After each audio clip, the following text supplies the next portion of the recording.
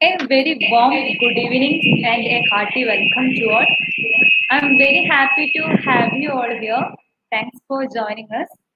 Let me introduce myself. I'm Anshi, first year MSc Computer Science student. It's the fourth day of our international webinar on intellectual property rights, need and awareness for industry and academia. We were listening about different aspects of IPR in past 3 days. As we all know that innovation means doing something new that improves a product, process or service. Many innovations can be protected through intellectual property rights. So today we were dealing with the relevant topic IPR and innovation. I would like to invite Dr. Joe Matthew, head of our department, to introducing today's resource person. Over to you, sir. Thank you, Anshi. A warm good afternoon to one and all present here. It's been 4 days we've been together, and there are many events, many eminent personalities have joined us, and we've been talking at length about various aspects of intellectual property rights. And today we are going to move to another domain, and it's in fact it's a quite interesting domain to understand. We've been talking about intellectual property rights, needs, and awareness for the industry and the academia. But today we have a gentleman. He's going to talk about the IPRs and innovations. Many times the rights are being would you say rights are declined because of the IPR, the freedom. There are many movements in the history that has moved against the intellectual property, and there are many aspects of it which hinders. So one area where the government is emphasizing very much on IPR, one reason because of which IPR is promoted is because to enhance the innovations. But the question is, will the innovations be promoted by the IPR? Today's lecture, Dr. Reji will be emphasizing primarily on 4 key aspects. The lecture will primarily hover around 4 key aspects. The first point he'll be emphasizing is what is the significance of patent system in promoting innovation? Will the innovations being promoted through the patenting system?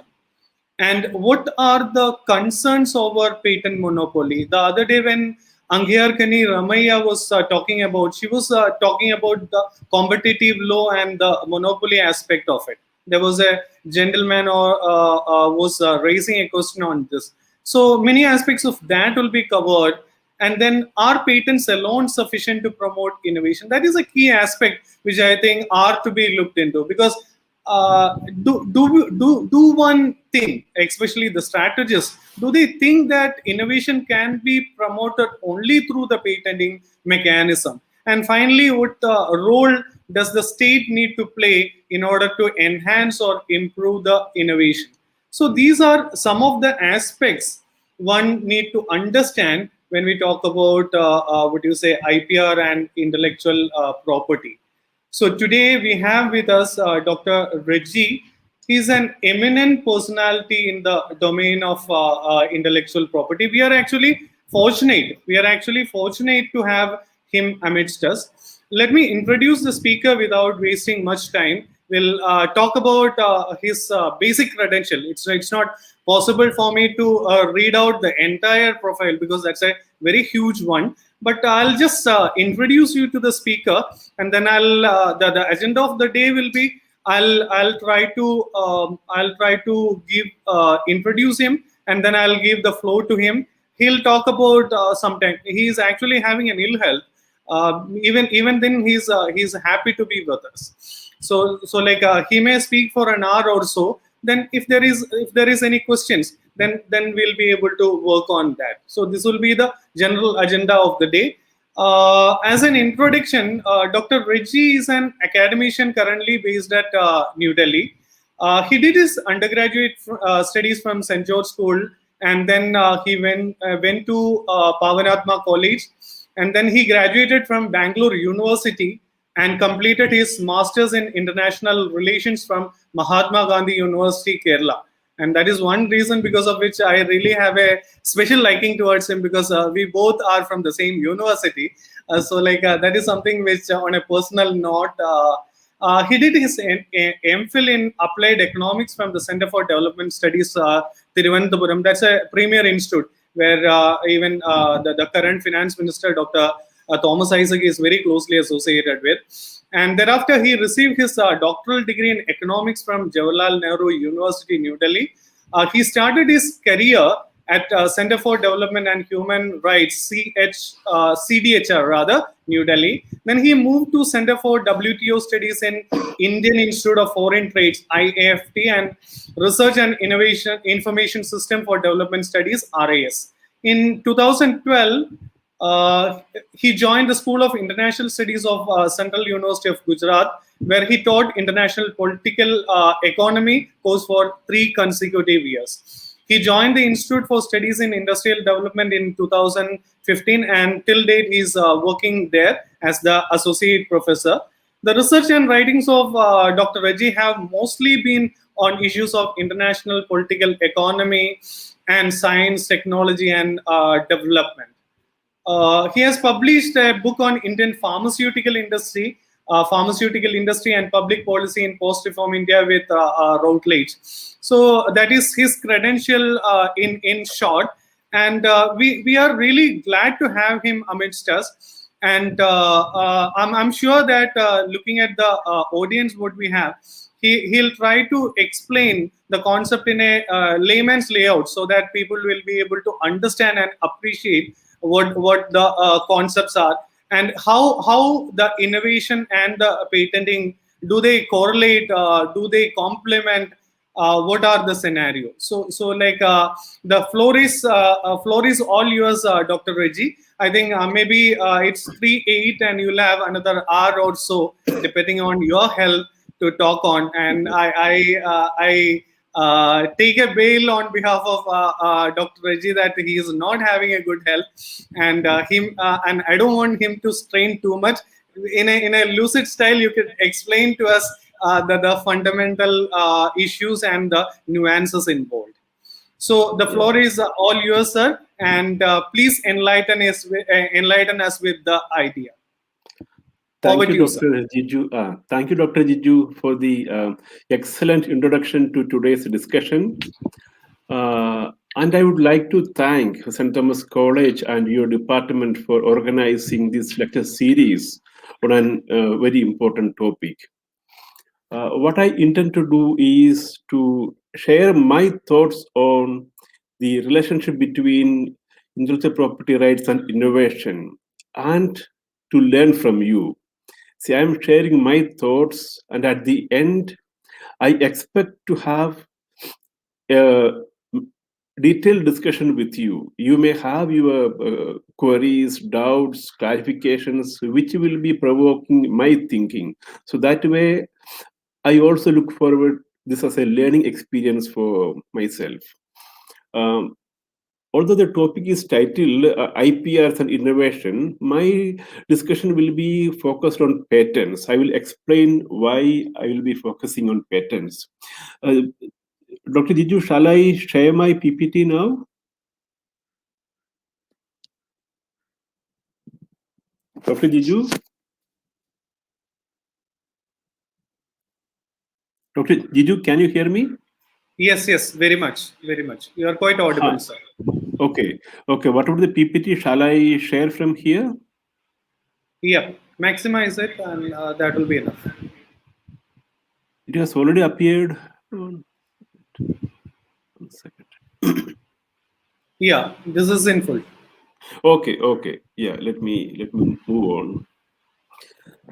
See, by now you have a good understanding on what is intellectual property rights. So basically, they are legal rights for the protection of creative ideas or creations of mind. There are different types of IPRs like copyrights, patents.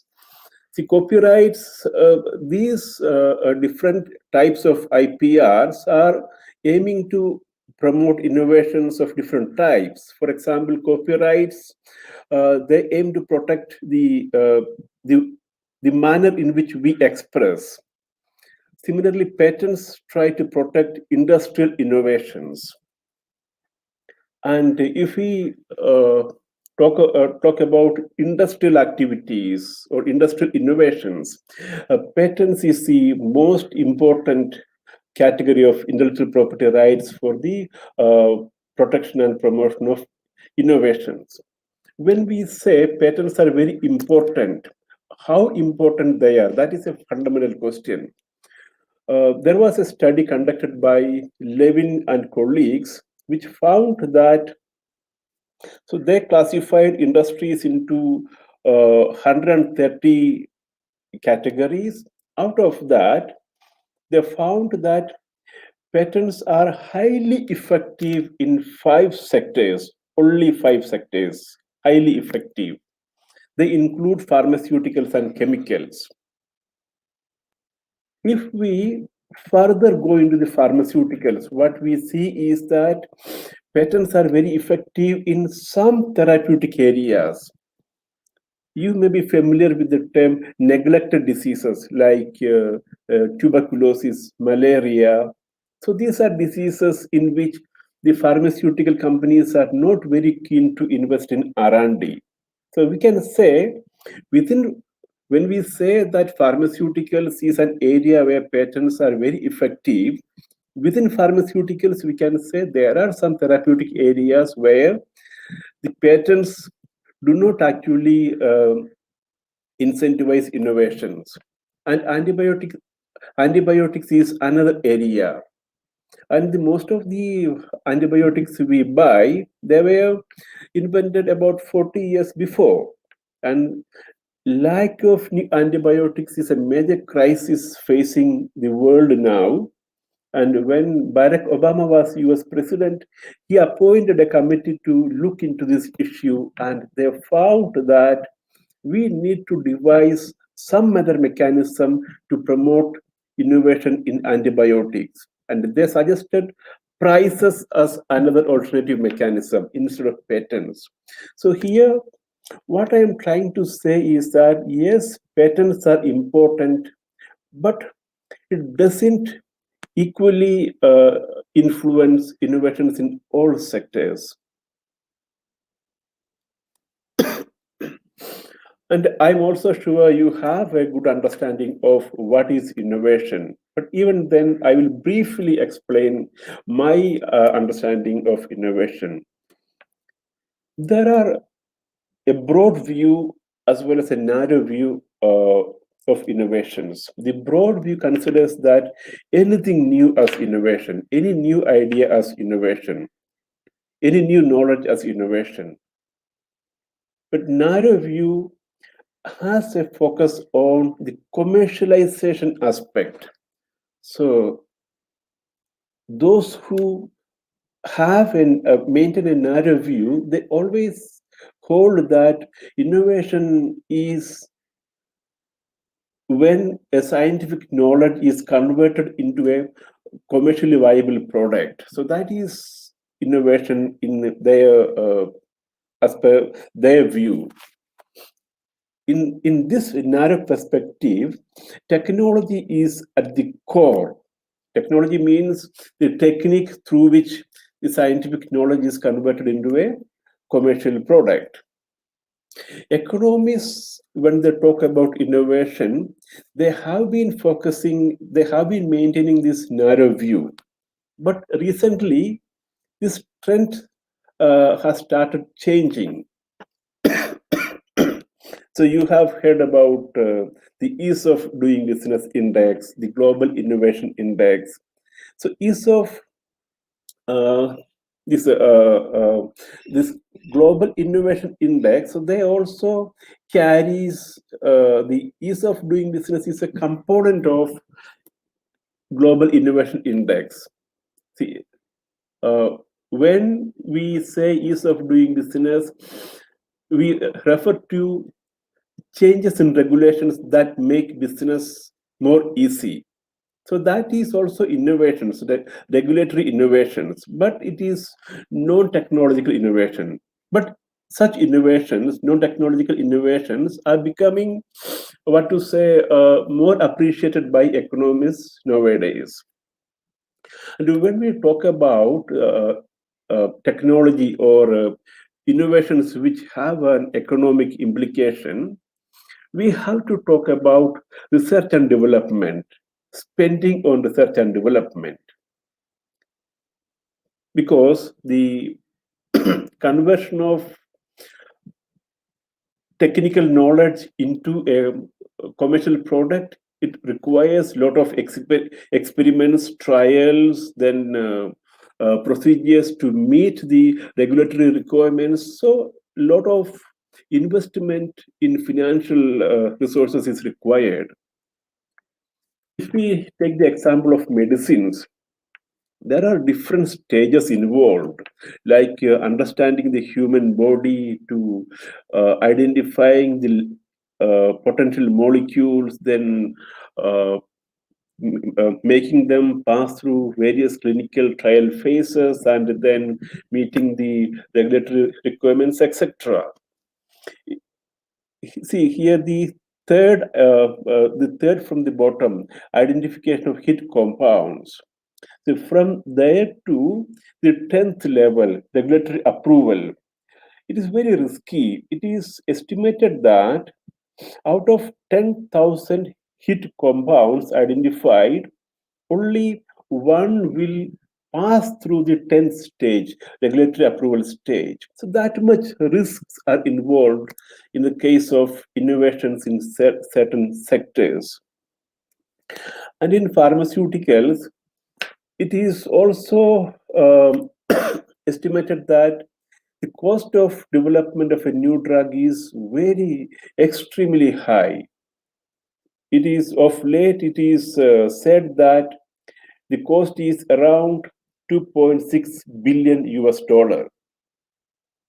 Cipla is the largest Indian pharmaceutical company, and its annual turnover in 2018-19 was 12,500 crore. Converting this 2.6 billion US dollar into Indian rupee, that is coming to about 18,000 crore rupees. So what I'm saying here is that even the annual turnover of the largest pharmaceutical company of India is not sufficient to meet the cost of developing a totally new drug. So basically, my point is that some innovations are very risky and requires a lot of financial resources. So these are my broad thoughts about the patents and innovation. In this background, I would like to address 4 questions, like as Dr. Jiju initially said. What is the significance of the patent system? What are the concerns over patent monopoly? Are patents alone sufficient? Or does the state need to play any role? Once we find answers to these questions, I will be briefly touching upon the National IPR Policy of 2016. Now let us go to the first question. What is the significance of the patent system? Innovation is very much linked to economic development. Robert Solow, a famous economist who received Nobel Prize, he estimated that during the period between 1909 and 1949, 87% of the increase in the gross output of US economy was contributed by technical change, technological change. So such is the significance of innovation for any economy. And the relationship between innovation and patent starts from the efforts that are required to bring new innovations out. See, suppose I am an innovator, I spent a lot of resources for innovating, and if there is no instrument for protecting my innovation, somebody else can copy it, and that person will be able to make profits out of my innovation. Although I have spent huge amount of resources for coming out with that innovation, then what will happen is that people will not have the incentive to innovate or incentive to put in efforts to come out with new things. The patent system provides a mechanism to protect the innovators and innovations from misappropriation. So this is one thing patent is doing. More than that, the patent system is preventing misappropriation is one part of the patent system. By preventing misappropriation, the patent system aims to meet the innovation requirements of the current time. At the same time, it is also catering to the innovation requirements of the future. See, when I file a patent application, I have to disclose in the application how my innovation is working. The requirement is that the innovator has to disclose the invention in a manner sufficiently clear and complete for the invention to be carried out by a person skilled in the art. So this is the requirement imposed by the TRIPS agreement. So this implies that the innovation or the technology will be disseminated because it is disclosed in the patent application and anyone can access the patent application. And even during the patent monopoly period, the researchers can use the patented technology or patented innovation to carrying out their research. Nobody can prevent them. The researchers will be prevented only when they try to make commercial advances based on the patented technology. But for pursuing their research, nobody will prevent them because there is a provision in the WTO agreement called Bolar exemption. That means even when the patent is active, others, even competitors, can work on the patented technology to continue their research. So basically, on the one hand, the patent system is trying to prevent misappropriation, and on the other hand, it is trying to disseminate information, disseminate knowledge, disseminate technology in the society so that the future innovations will flourish. So the patent system plays this dual role of incentivizing current innovation as well as providing feed for future innovation. So this is the significance of the patent system. So I hope you have got answer to the first question: what is the significance of the patent system for promoting innovations of the current times as well as the future? Yes, patent system plays an important role.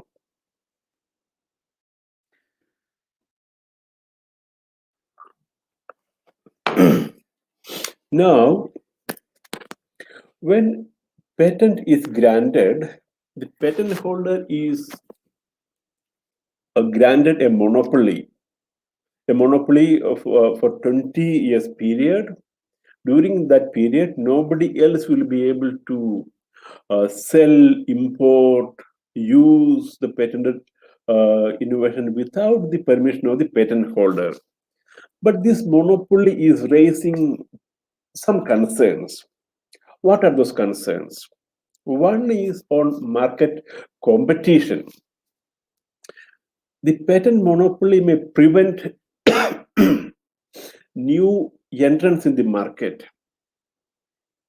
See, sometimes it may be the case that a new entrant may need to use a patented technology, but that potential entrant may be prevented by the patent holder saying that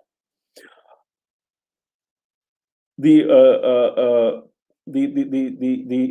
entrant will be challenged if they use the patented technology. So that way, the new entries into the market can be prevented by the patent monopoly.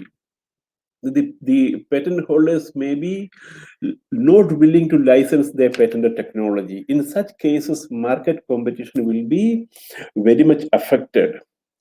See, now we all may be familiar with the catheters used for doing this angioplasty. A physicist called Dr. Jen Voda had the patent on guiding catheters. And Johnson & Johnson company wanted to make stents using those gliding catheters. And the Dr. Jen Voda, who had the patent, said, I will not license the technology. Then Johnson & Johnson approached a court in the US, and then the court's director, the doctor, to license the technology to Johnson & Johnson. Then the company started producing medical devices. So the market competition is a major concern.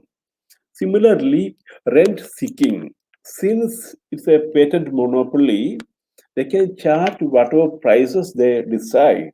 In a competitive market, a different dynamism decides the price. When there are no competitors, the monopoly would decide the price. It can be very high. I will give you an example. A cancer drug of Bayer that is called Nexavar. It has patents in India. In 2011-12, the cost was $5,500. That is about 2,80,000 rupees for 1 month's treatment. So very, very expensive. But later, the government of India asked another company to produce the same drug, and that company supplied that drug at a cost of $176. That is Indian rupee 8,800. So the monopoly pricing, the rent seeking is another major concern. The third concern is what should be the optimum life of patent? What should be the optimum patent period? Now it is uniformly 20-year period. But now there is a view that the patent term should be linked to the kind of efforts that have gone into the innovation. So Penrose has made the point that the patent term should be linked to the efforts gone into innovation. Otherwise, what is likely to happen is that even with very minimal effort, getting a patent for 20-year period, then the patent holders may become complacent in coming out with more efficient forms of doing research. So this is another major concern. What should be the optimum patent period? So out of these three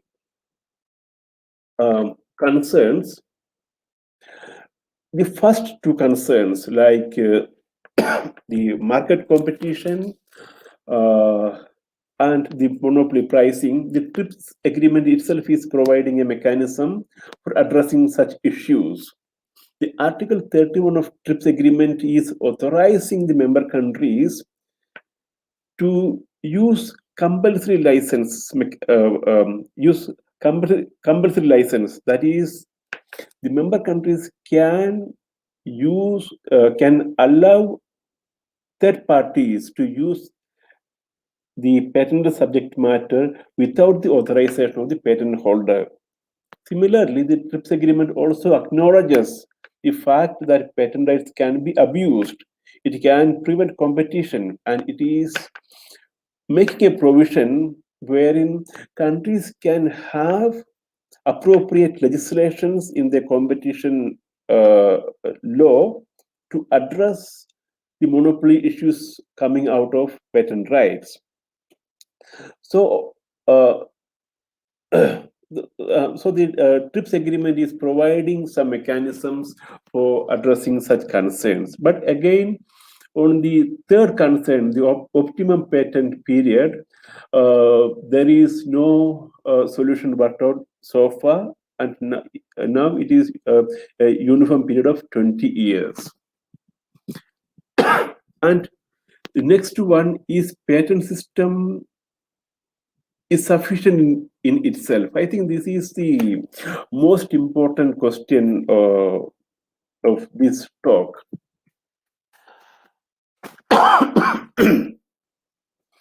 We know that the Indian pharmaceutical industry, it is one of the competitive industries that India is having. It is producing medicines at a very low price, low cost. It is exporting to many countries. But what was the situation when India got independence? At that time, essential medicines were not available in India, although they were available in international market. In some cases, drugs were available in international market. Even after 20-25 years, they were not made available in India. And you should remember that at that point of time, India had a product patent regime in place.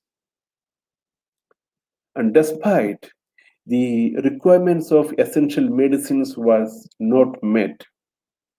And the prices of medicines at that time was one of the highest in the world.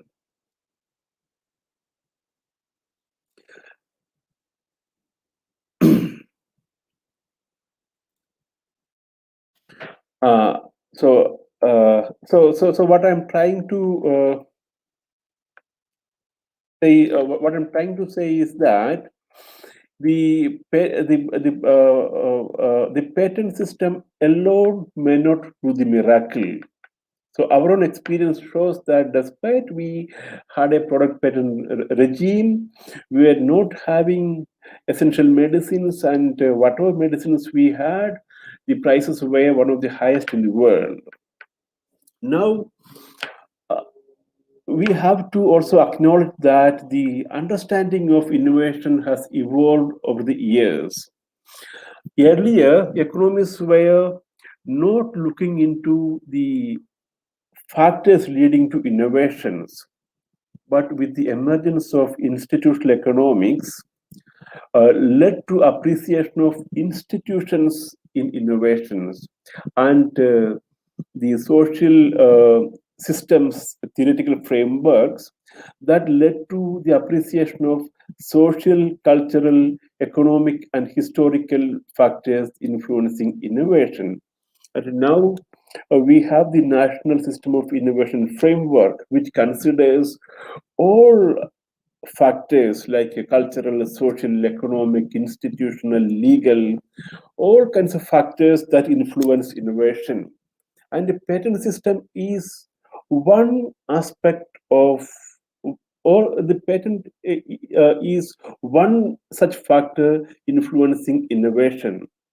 I think in the first lecture you had a brief discussion about innovation ecosystem, and this is just a representation of what does an innovation ecosystem look like.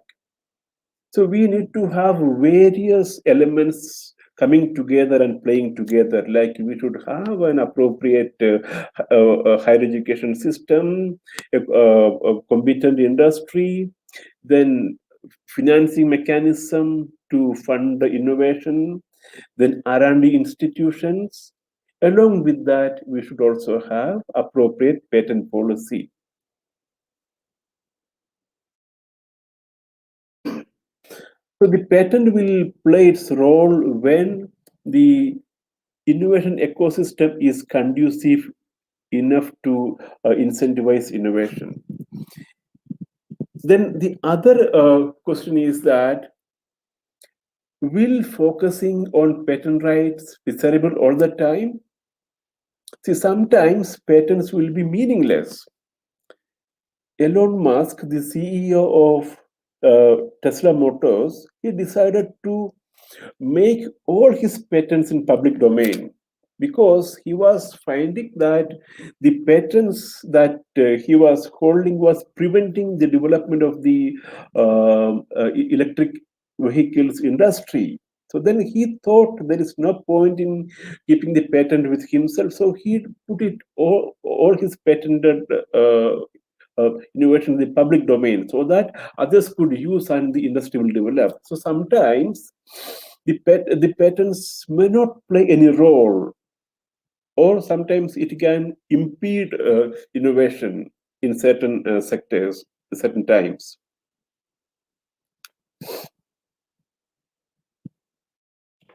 Okay, so I think this question is also, the answer to this question is also clear now. Yes, patent system is important, but it alone is not sufficient. The significance of patent system will come when the innovation ecosystem is appropriate for the flourishing of innovation. So the next issue is, what role does the state need to play?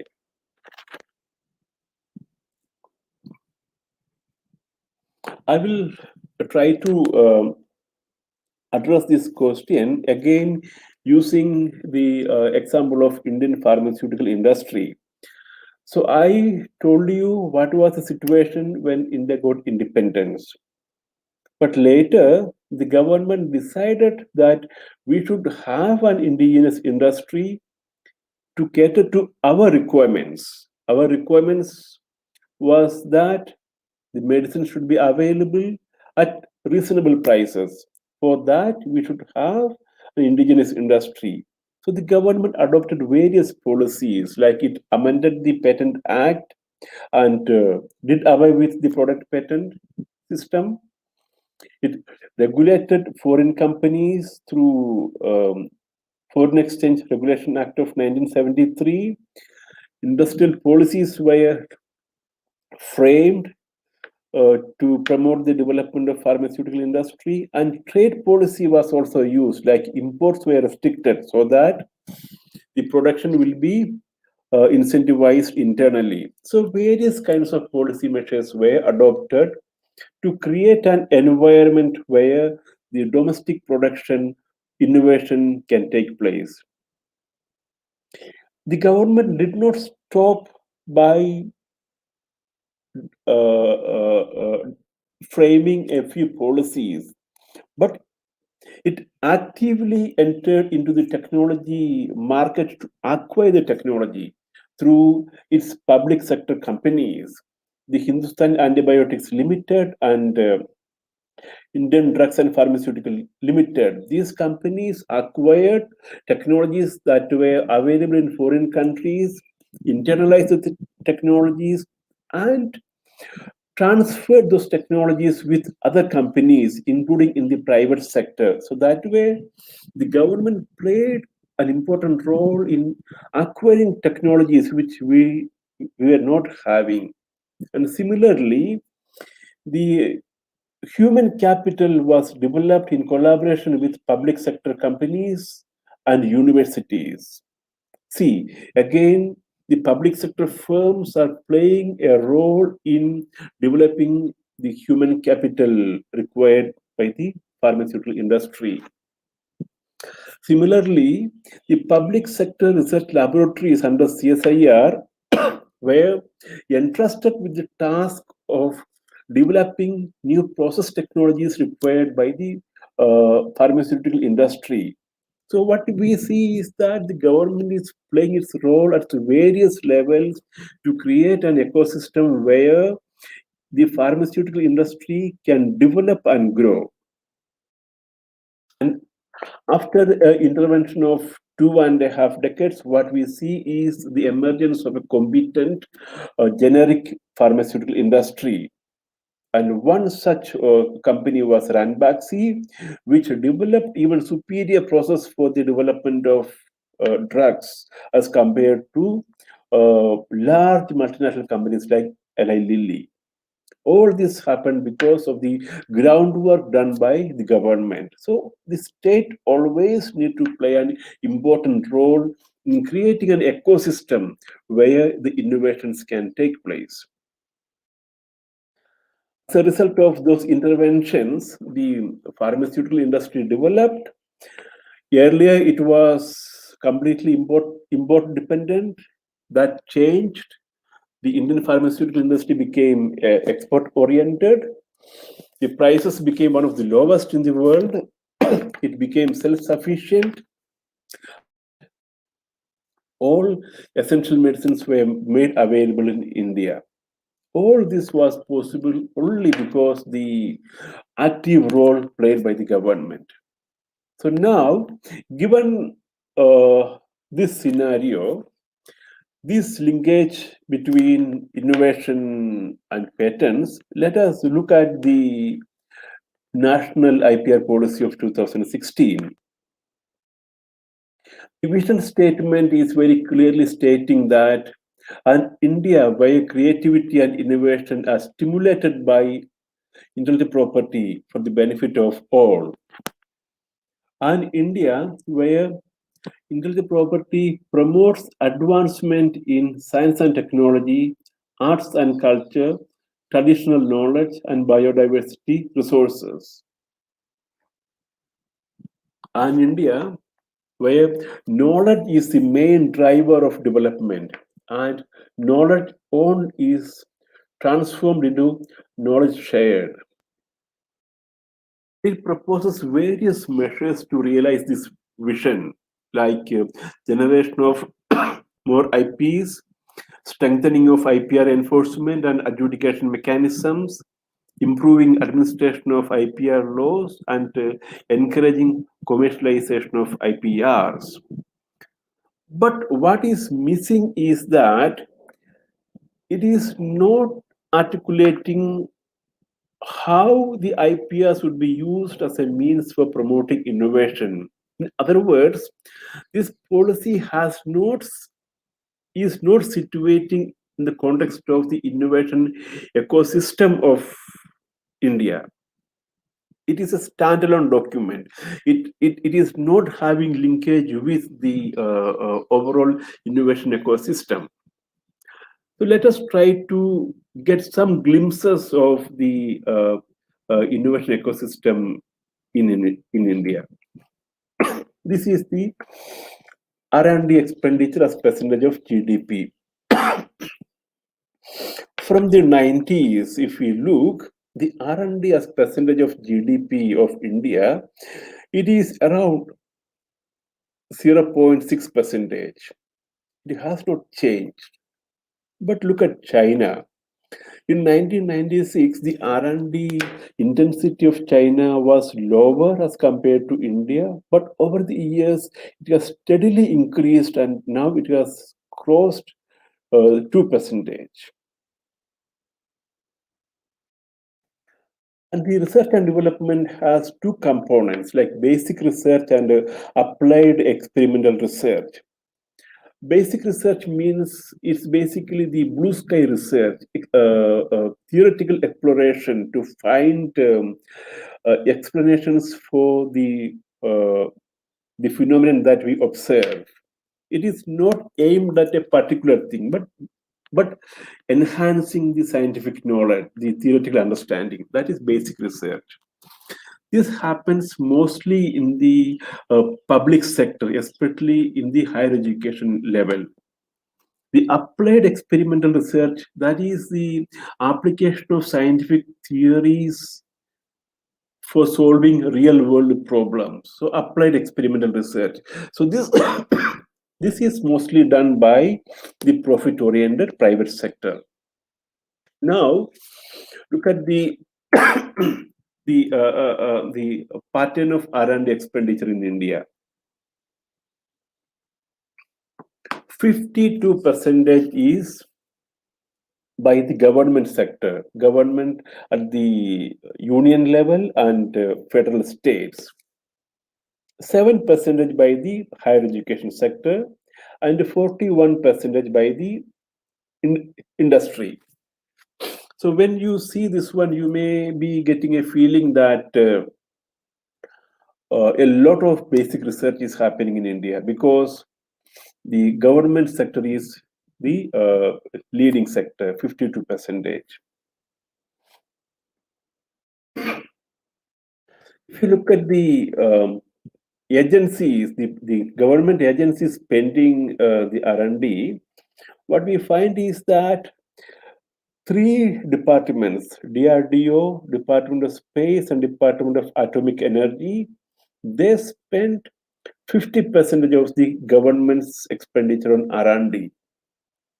And I believe that given the sensitivity and national security considerations, the R&D taking place in these sectors, or the knowledge coming out from these sectors, will be kept as top secret. It will not be disseminated to the public. So here, what we need to understand is that generally the R&D expenditure is very low in India. Out of that, substantial share is borne by the government sector, and within the government sector, half is spent by those agencies which are very closely associated with national security. That means the private sector or the industrial sector may not be benefiting from that kind of R&D. Now, again, in the industrial sector, yes, it is accounting for 41%. But if you go further into the details, what we find is that 40% is by just two sectors, pharmaceuticals and automobiles.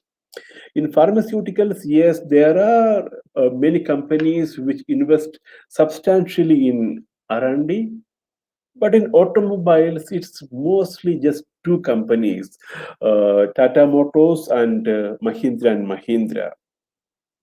So again, here or in the industrial sector also, in the private industrial sector also, what we find is that only a few sectors, one or two sectors, which are really investing in R&D.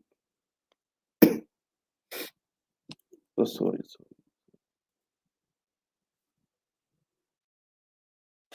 And in higher education, yes, our situation is improving. In 2015, it was 3%. Now it has increased to 7%. But we have to compare that with countries like US, Germany, UK, where the higher education, the investment at higher education level for R&D is much higher, because the spillover effects will be much more in the higher education sector. But in India, it is 7%. That has improved from 3%. That's a good sign. Now, look at the patents granted. So we tend to make statements on the number of patents granted, but we have to look more carefully such numbers. We have one area where we need to look into is what is the share of residents. So that residents means those who are based in India. So what is the share of patents granted accounted by those residing in India, or those innovations taking place within India? Only 16%. And from 2010, it's remaining the same. And even after the coming into force of National IPR Policy, we do not see any significant change.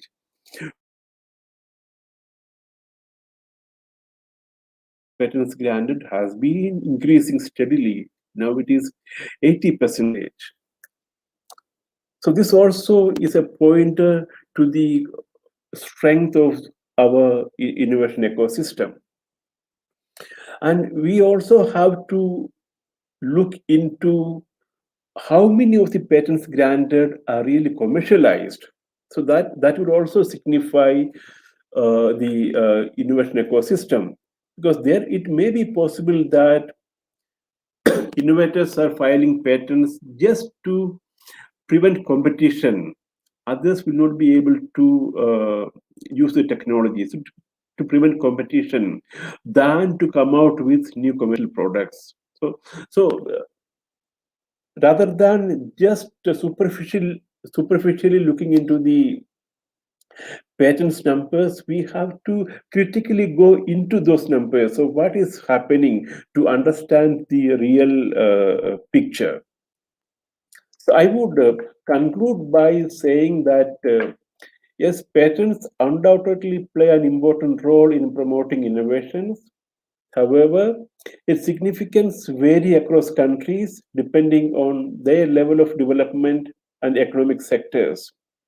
Patents can yield gains to an economy only when it has an ecosystem that is conducive for flourishment of innovations. In the absence of such an ecosystem, exclusive focus on patents with an aim of promoting innovations will be like placing the cart before the horse. Placing the cart before the horse. Thank you.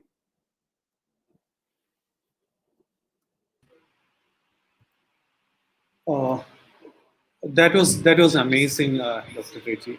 There were many insights expressed in a very decent and lucid style, and I wish to interact you a bit more. In the meantime, if there are questions, I request Mr. Jaswin to post it in the group so that we'll be able to discuss. One thing which was quite interesting is the fact which you are trying to raise about the optimal time the patent should be given to, because all patents, the amount spent on the patents are or may not be equal, because I reside in a place called Trishur. Hereby we have nearby we've got a what do you say, toll plaza, where they might have spent some what do you say 50 lakh rupees or maybe say 50 crore rupees, and they've got a license to levy tax from the people for maybe say 10 years, and the amount and the interest they might get in 2 years time, then the entire public have to pay for it for the rest of the years. The same scenario happened with the patenting also. So, like, until and unless, instead of making it standard 20 years for patent and 70 years for copyright, or copyright is something which is a different domain. I think like it will be better to stick on to patent. So 20 years exclusive for patenting. If I spend 10 rupees for developing something, and then I get back that in maybe say that and a sufficient what you say amount of profit for my thinking, and then it should be freed. That is one area which I think like it makes sense, which I think the Patent Act or the TRIP agreement or anything of that sort works on to. That is something I think like are to be looked into. What are your thought on that, sir? Yeah. See, before TRIPS, the international governance of patent system was managed by the Paris Convention. So under Paris Convention, the countries had the flexibility to decide which kind of patents to be granted. So it was when India amended the Patents Act in 1970, it decided that in pharmaceuticals it will grant only process patent. Okay, and it also decided that it will reduce the patent period from 14 years to 7 years. Okay, so under Paris Convention, the countries had those kind of flexibilities. They could decide what would be the patent period, what would be the nature of patent, whether it is process patent or product patent. But with the WTO and TRIPS agreement, this flexibility is completely gone. Now it's the uniform standard, 20-year period. So you mean to say it's going to hinder the our interest? Definitely, this is a major issue. When we talk to, see, I will stick to pharmaceutical issues because now many people talk about pharmaceuticals. And 2 days before, the competition authorities in four US, UK, Canada, and European Union, they all came together and decided that they will look into the market power of pharmaceutical companies, because nowadays the medicines and vaccines, they are very highly priced. People cannot afford. See, this issue is not just confined to developing countries. Now even the developed countries are facing the same issue. And when we talk to pharmaceutical companies, PHRMA is the Association of Pharmaceutical Innovators in USA. So once I had a discussion with them, they were saying that we are investing so much money into R&D, and we should be allowed to make profit. Otherwise, we cannot invest in R&D in future. So then we asked them, how much you are spending? Where is the data? You are saying you are spending 2.6 billion, 3 billion. Where is the data? They are not willing to share the data. They say they are spending this much, but the companies are not transparent about how much they are spending. That is one issue. Then the second issue we told them was that, see,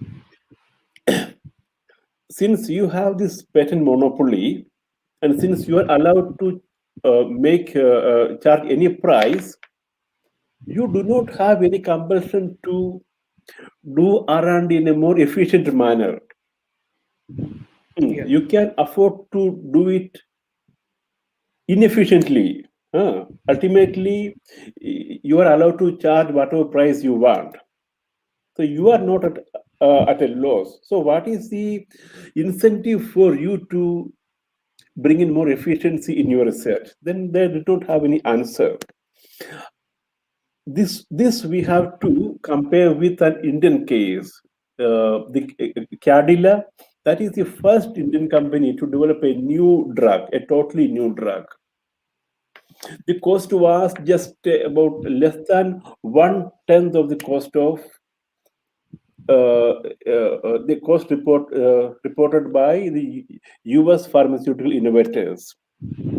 We can say that it is because the cost of doing R&D is lower in India. Yes, that is true, but that alone doesn't explain the lower budget of Cadila. I believe Cadila was able to reduce cost because that is a resource constrained company, and it had to explore options of doing R&D in a more cost effective manner.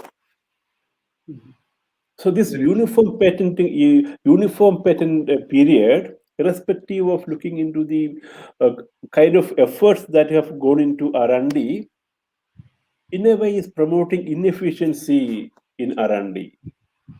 So you mean to say like R&D can be optimal, and would you say like if we have a mechanism, then it can would you say optimally make the system function in a better manner? Yes. Yeah. Before continuing the discussion, we have a question from Ankya Ramaya, and she's a fellow resource person. And her question is there on the screen. I'll read it for the audience. Innovation and IPR goes hand in hand. How much of these ideas have been patented or recognized to be patented? So what's missing in the Indian ecosystem and regulatory environment? What is your say on that? The question will be there for a couple of minutes more for Dr. Reji. Hmm. Have your view on that, sir, See, please. I see two parts of these questions. One is how much of these ideas have been patented or recognized to be patented. That is one part, and the second part is what is missing in the Indian ecosystem and regulatory environment. Do you have anything missing in the ecosystem? Because Huh. you also were mentioning about the Indian Hmm. ecosystem. So do we Yeah, have yeah. something to be added on to it? Yeah. I will come to that. See, first part, what ideas can be patented? The law is saying an invention that is new, involve an inventive step, and capable of industrial application can be patented. It has to be new.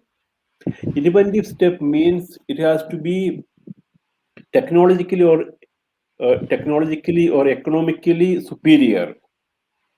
And And how can you measure that, sir? Do you have a yardstick to measure that? see, technologically superior. Yes, we can make an assessment of that. See, for example, you take the case of a medicine. The efficacy, you mean to say? Yeah. So it is the patent legislation is not saying how to make that assessment. So that's a different mechanism, but it is saying these are the parameters, technologically or economically superior. Again, all these parameters or standards are set in the due course of time. See, what will happen is that there will be some disputes coming up, some cases in the courts. Then, in that process, all these standards will emerge gradually. Okay, but basic criteria is that new, involve an inventive step, and it should be industrially useful. Such ideas can be patented. Then the innovation ecosystem. See, there are many elements we can say. One important element is the financing system. I was looking into the startups, some of the startups. So when we engage with them, what they point out is that in the initial level, they need huge funding. And in the initial level, that is also a risky phase because nobody knows whether they will be successful or they will have to close down. Nobody knows. At that time, the funding is very risky. In in that initial phase, there is no major funders within India to support them. So what they have told me is that often they rely on foreign funders. So that is why until recently, China was a major funder of startups in India. Okay, so that the financing aspect, that is one major constraint. Similarly, we can say the academia industry linkage. In foreign countries, there is a strong linkage between the academia and industry. But here we do not, yes, the linkages are gradually coming up, but that is not that vibrant. This may be due to the quality of the education system or the human capital.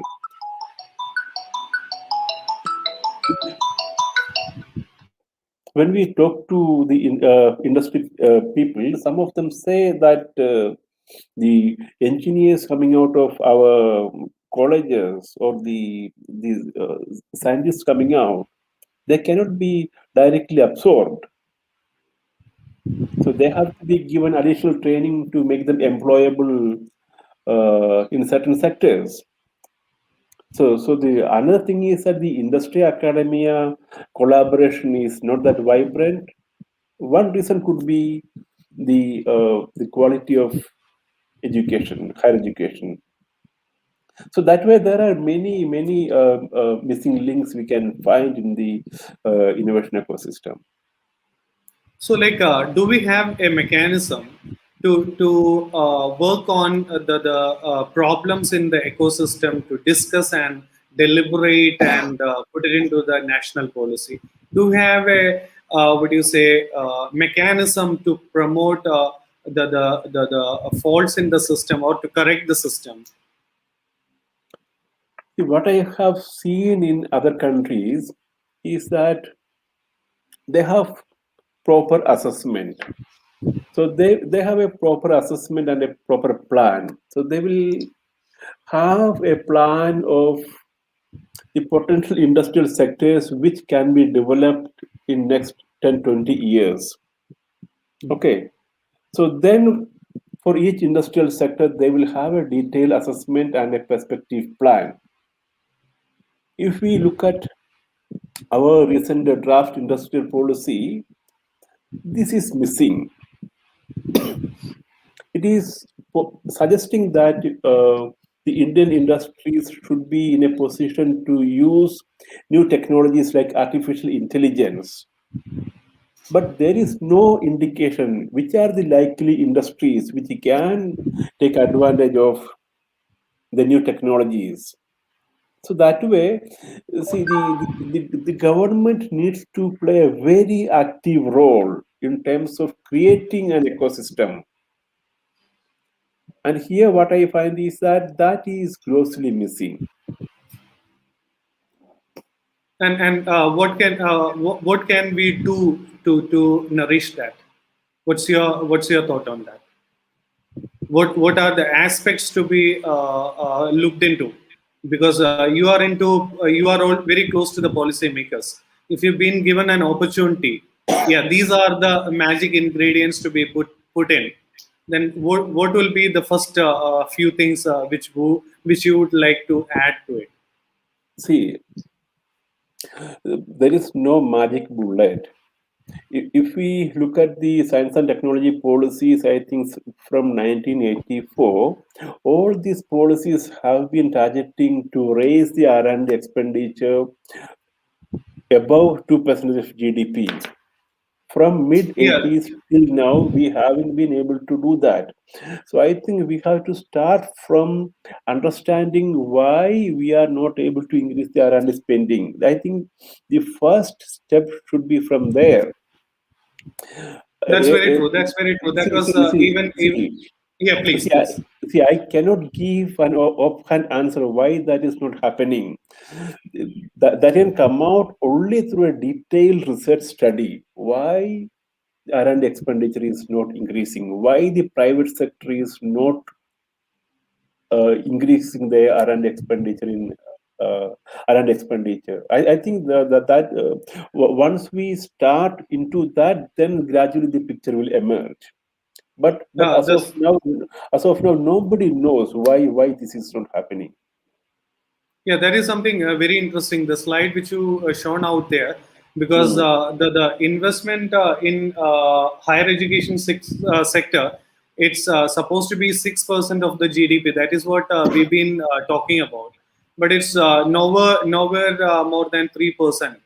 So until unless we put the seed money in, it will be very difficult for us to say that the innovations are to be promoted, because that is a contrary statement. Because you don't put money, you don't flush in money, and you expect R&D to be flourishing without with just the patent, and it's something it's putting the cart in front of the horse. The very rightly what you said, like yeah. See, let me tell you another story. See, I told you the basic research and applied research. Applied research happens in the private sector. Basic research mostly happen in the public sector. The applied research will continue to flourish only when basic research happens. Actually, both should go hand in hand. In China, so what they found was that yes, applied research is going fine, they found that the investment in the public basic research is declining. Okay, so that they found that, and immediately what they did in the even now they have the 5-year plans. In their 5-year plan, they decided to increase the allocation for the basic research so that the future applied research will not be affected. Yeah.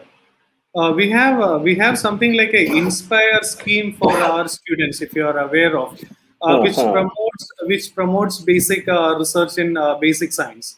But there is a very few scholarships or mechanism to promote basic research, and money is invested into applied research, and that too the startling figure of three major giants taking half of the investment, namely DRDO and Department of Science and Department of Atomic Energy, and no private sector coming into this particular domain. That is an alarming scenario. Until and unless we address that, until and unless we have some kind of a policy where everybody, something like a what do you say, CSR policy, where mandatorily people have to put amount into R&D, then this will be like at the policy level. I think we have to do something of that kind to make innovation happen. In between, like we have another question coming up. We have one more question to take. So before continuing the discussion, the question will flash on the screen. Whether there is any protection for our economy by protecting the patents which are registered in India, especially when it owned by foreign companies. It's from Margaret Sally. Whether there is any protection for our economy by protecting the patents which are registered in India, especially when it is owned by foreign companies. I did not fully understand what the question is. If Ms. Margaret Sally is around, can you have an explanation for that question? Then that will be very kind of you. If you have, if you can dilute it a bit further, so as to make it precise and clear.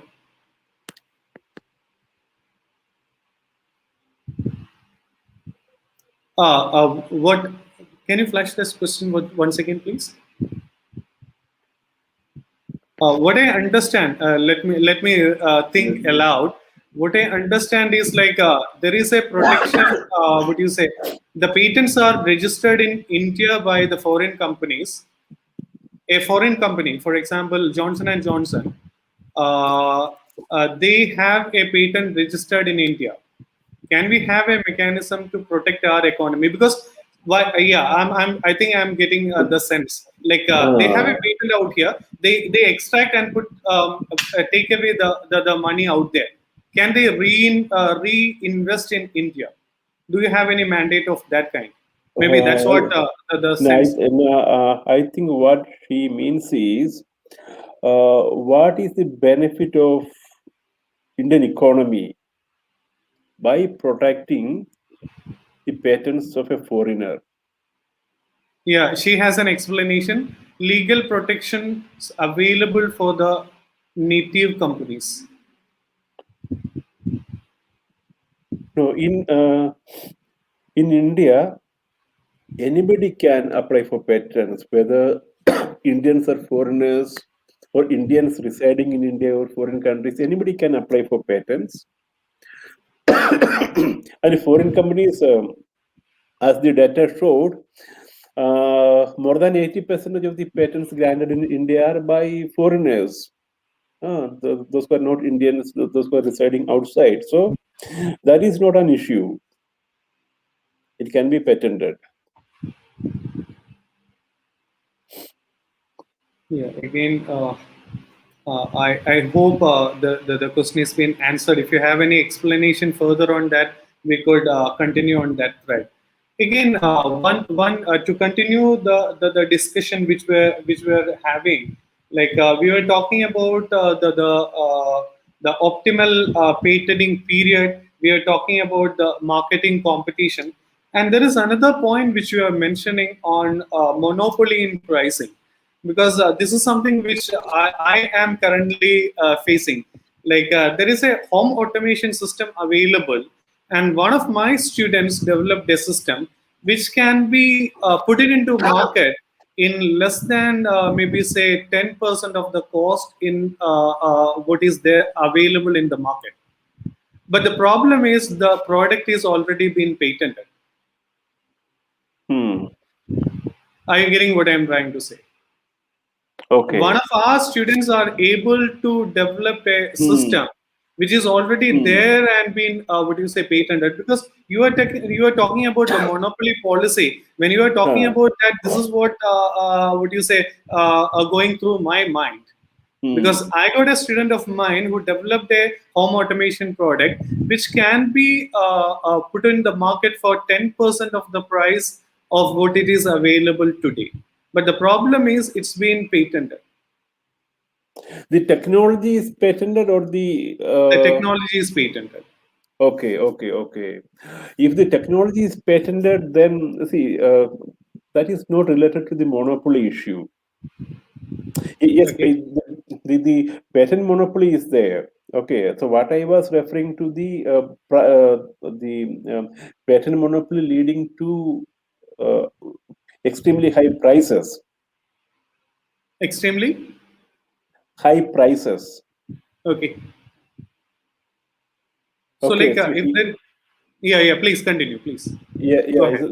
See here, what I understand is that it is already been patented, so your student will not be take a patent over that, isn't it? Yeah, but he won't be able to take it into the market either, because Yeah. the consumer will be a loser because he'll be able to get the same service at a much lesser cost. Yeah. So that's the problem. That's the problem. That is what when you are talking about this monopoly part, that was what coming on, because that is something which I Ah. am facing as of now.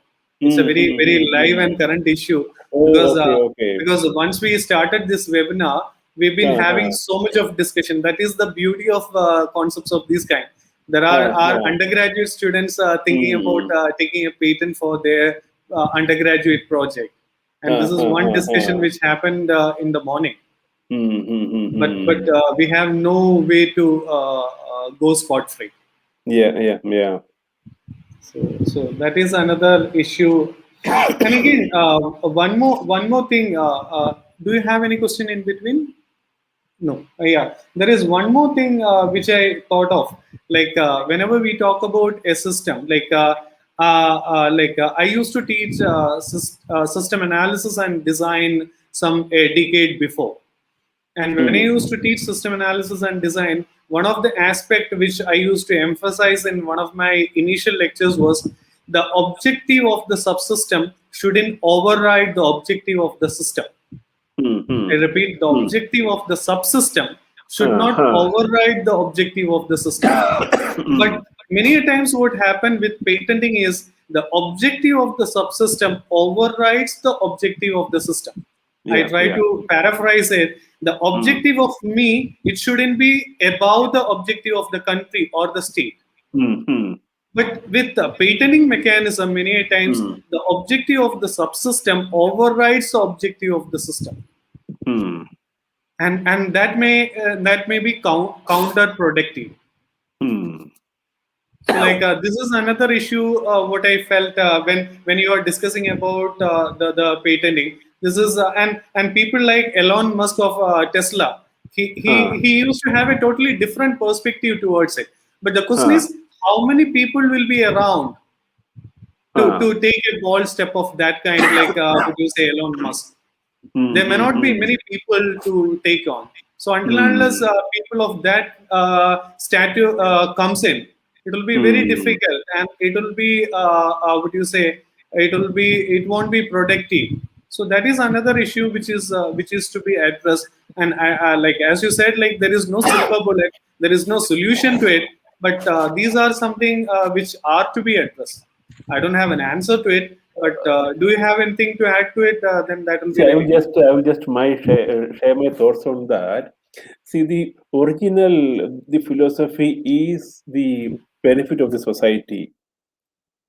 The philosophy behind the patent system is that it will benefit everyone. It will benefit the innovator. It will benefit the common man. It will be the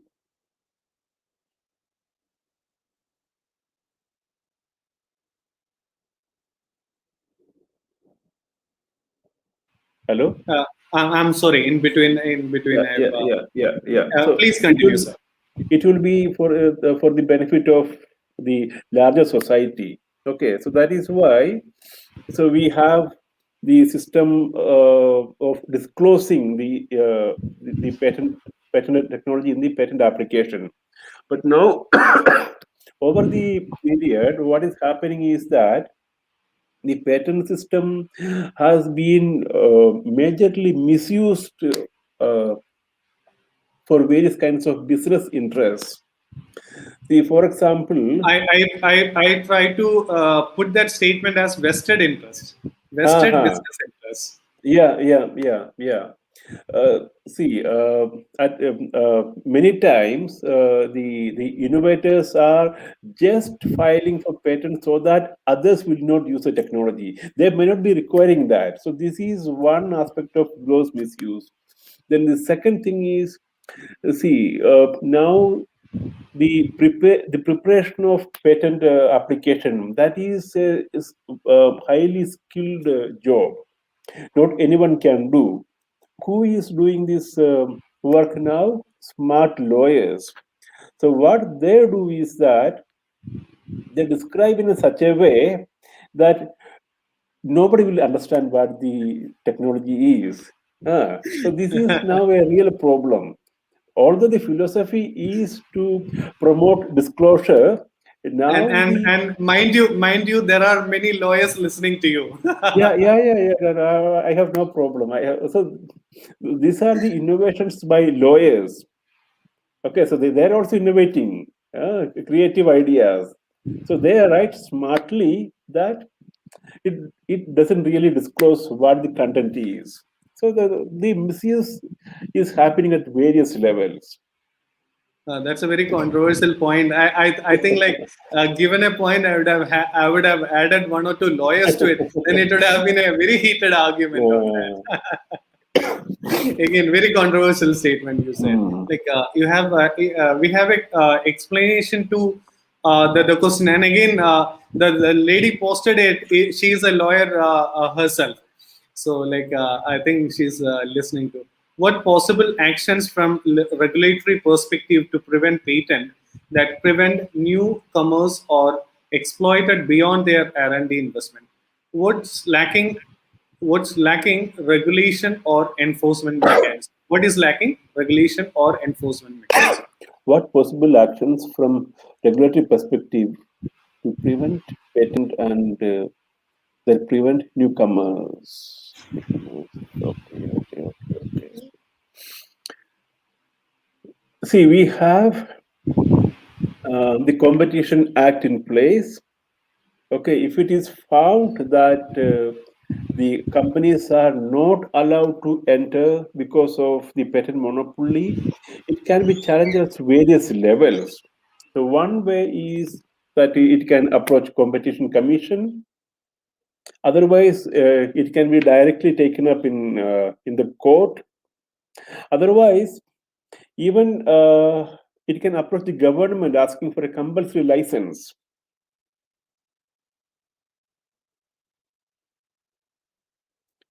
See, we have provisions that when the reasonable requirements of the society is not met, the government can issue compulsory license.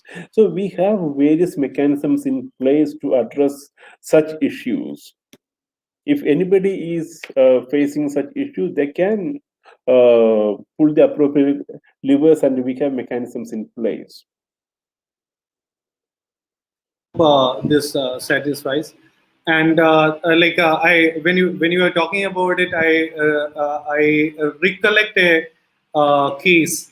There was a like when we all were introduced to the internet. One of the first browsers we were quite accustomed to was Netscape Navigator. and the navigator had a monopoly in the browser market. And later on, what happened? Microsoft came up with something called Internet Explorer. And then what happened that everybody was huge fans of Navigator, and nobody was taking Internet Explorer. And then what Microsoft did was they've made Internet Explorer free of cost, which eventually led to the Navigator wiped out of the market. And they sued. I don't have any references because I'm just because to continue the thread, I'm just continuing with the discussion. I don't have any. But then what happened? The company went and sued the Microsoft, and they said like it is the what do you say? It is the what do you say? Browser available to browse through, not the internet browser. Because when we press Windows and E together, we have a browser window, file browser window. It uses the same technology of Internet Explorer. And they said like it's been shipped as part and parcel of the operating system. And they won the battle. I don't know whether I made sense. I go to your point. I think I don't remember the exact details, but there was a dispute, I think, in the EU or US competition authority precisely on this issue.